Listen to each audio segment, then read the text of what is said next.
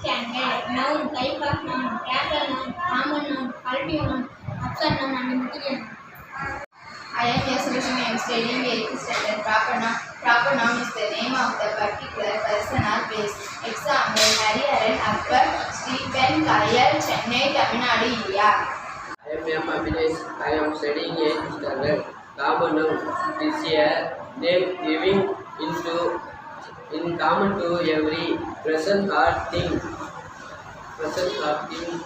of the same class or kind.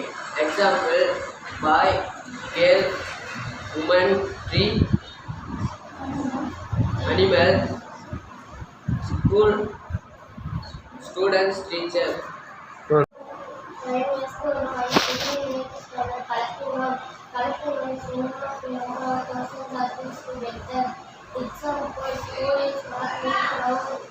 Sheep, people, nation, family, nation. Good. I am studying 8th standard.